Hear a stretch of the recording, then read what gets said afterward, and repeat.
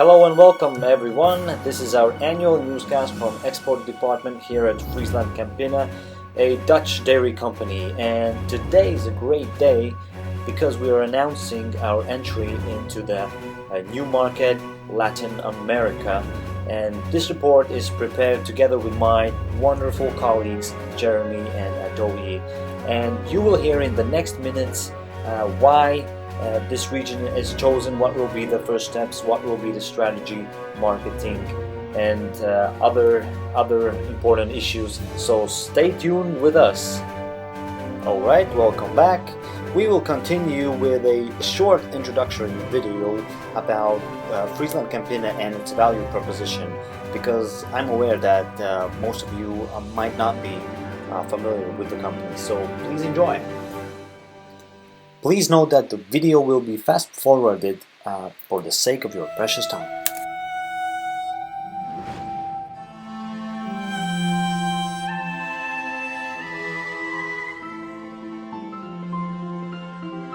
Het mooiste aan de wijk is toch wel een stukje vrijheid, het leven in de natuur, het omgaan met de dieren. Voorjaars als ze naar buiten gaan, een stukje de vrijheid die de koe dan weer heeft, en grazen en weiden. Ik denk dat we hier zeer voorop lopen qua ontwikkeling en techniek. Hoe fijner de koe zich voelt, hoe makkelijker dat hij melk geeft en hoe gezonder de koe blijft. Daar doen we het eigenlijk voor. As a scientist, I always get marveled with the different possibilities that we can achieve with milk. It is almost a mystery, it's magic.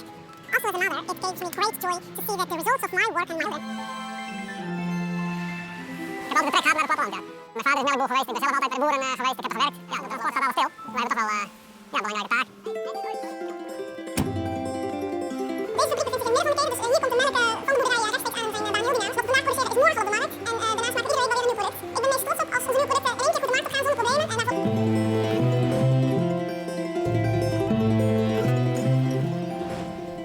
Je 3 miljoen liter melk binnen en dat wordt bewerkt tot 120.000 kilo kaas per week. Je staat er eigenlijk niet meer stil, maar het is wel zonder dat de kaas overheen gaat en dat iedereen op de wereld onze kaas kan consumeren. Het mooiste van mijn werk vind ik van ons product.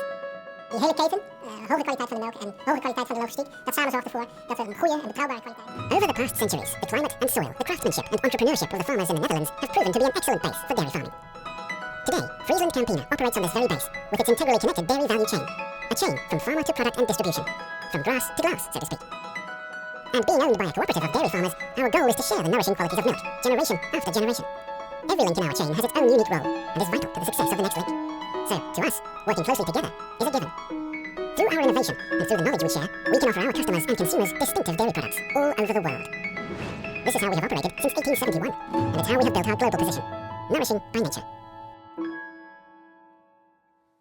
I hope you found the video educational as well as entertaining, and so let's move on. Latin America is quite an appealing market as it accounts for 13% of global dairy supply. In the region, Brazil is the largest producer of milk in whole area, and also the population growth in Latin America is positive. Over the last 10 years, it averages 1.1%. And so Latin America is one of the fastest growing regions in terms of cow milk production. It has a 3.2% compounded annual growth rate. It is appealing in terms of resource availability. There's huge access to fresh water, low levels of water contamination, and vast land for animal grazing. When looking more deeply into the dairy value chain in Brazil, it is obvious that it's lowest at 26.5%, and we can see that farmers have the highest margins, the processors' margins have suddenly dipped, and retailers possess low margins, but we can see an average steady increase in retailer margins. So what we can conclude is that it's an enormous market, there's a stable growth potential, and there's even possibility of smaller firm acquisition. So that's conclusion. Why do we choose this attractive region? Next, I want to introduce you on the ways how we will implement our strategy in Latin America, and one of the key things is that we will base our production in Brazil. And there are several reasons for that. One is availability of raw materials, the other is cheap workforce, then product packaging could be sourced locally, and uncontested leader in the Latin American dairy market is also Brazil, with milk being the largest contributor. Latin American market we will enter firstly with two countries, Brazil and Mexico. Milk is a staple product in these regions. Milk accounts for 38% of Latin American dairy sales and over 25% local consumption overall. There's also future production opportunities.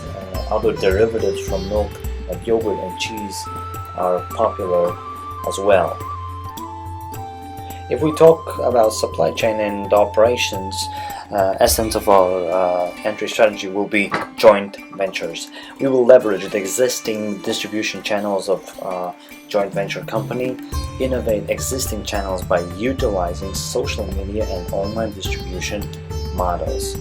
Latin America is an entirely new market for FrieslandCampina. We will enter this market through conventional joint ventures with local dairy businesses in the region. We will hold at least a 49% stake in each of the businesses, and joint venture partner will provide the dairy inputs, infrastructure, and local knowledge, while FrieslandCampina will provide the technology and know-how for producing milk. Currently, we are in very strong negotiations with local company Vigor. Entering into the Mexican market, we will use phased approach and commence entry by producing and selling a lower-end skimmed milk powder brand, 3 Crowns Milk, in the Mexican market. 3 Crowns is an excellent entrant as Mexico presently imports over 83% of skimmed milk powder consumed. Locally production eliminates the need to pay duties and associated importation costs. This translates to cheaper skimmed milk prices for Mexican customers and increased sales volume. Within a year of commencement, we will introduce additional brands as we expand into more Latin American markets. Thank you, dear viewer, that you are still with us. Following, you will hear more about marketing approach and our strategy, and also how we estimate, evaluate the overall strategy. What are the strengths and what are the minus for FrieslandCampina entering into Latin American markets. Stay tuned. See you soon. Alright, now we are heading toward international marketing. So we will enter the market with 3 Crowns, as said before, our high quality skimmed milk powder. So we will use local adaptation. Culture is an essential part of the Latin American landscape, so 3 Crowns will be marketed under the brand name Latina Light. Latina Light will be positioned at the lower end of the market to appeal to less wealthy consumers. Also, due to the obesity concerns in these regions, its low-fat content will make it a popular choice among more health-conscious consumers. So we hope so. Latina Light will also come in a variety of packages to accommodate all pockets and groups, larger pouches for families and smaller low-unit portion packs for individuals or less wealthy consumers. Also, social focus, sourcing of inputs locally, creation of more jobs and provision of cheaper milk, which will resonate well with the Latin American population. Thirdly, Latina Light will be sold throughout a combination of traditional and modern trade channels, open market stalls, hypermarkets, and superstores.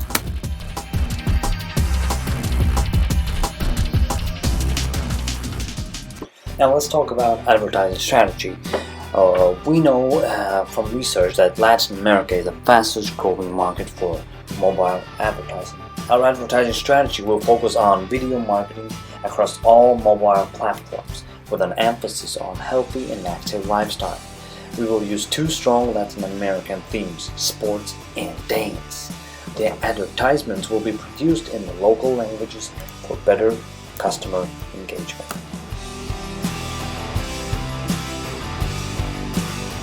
We have now approached to the part where we discussed the strengths and weaknesses of our chosen strategy. So we will start with some weaknesses. There's of course some high risk profile with crime and corruption if we talk about Latin America. This is a systematic problem, and we will invest heavily in local security as well as leverage the partners' established relationships with the local authorities. Secondly, risk of incompatibility, conflicts in culture, business models, management practice, and marketing strategy. We will select joint venture partners only after extensive due diligence and mutual agreement of terms before the contracts are formulated. Third, limited control over Mexico operations. FDI rules specific to Mexico restrict foreign ownership in agricultural businesses to 49%. Alright, and now the strengths or the great things about this entry strategy. So, firstly, third market expansion opportunities. Secondly, ability to leverage local knowledge, contacts, distribution networks of the joint venture partner.